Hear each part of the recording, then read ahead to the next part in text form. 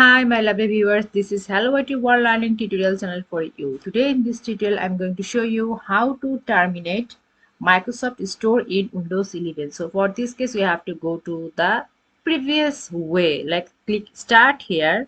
So here the Microsoft Store which have been pinned before, then right click and the app settings we will go.